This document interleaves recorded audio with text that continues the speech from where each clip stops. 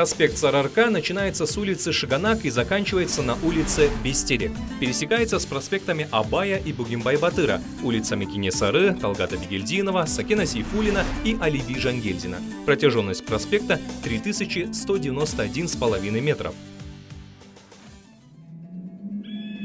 Сарыарка занимает значительную территорию в центральной и восточной части Казахстана. Ее западная часть берет начало с Тургайской низменности. Восточная же часть простирается на 1200 километров до Тарбагатайских гор. Слово «Сарыарка» означает «казахская степь», «родина». Здесь произошли многие знаковые события, связанные с историей казахского народа.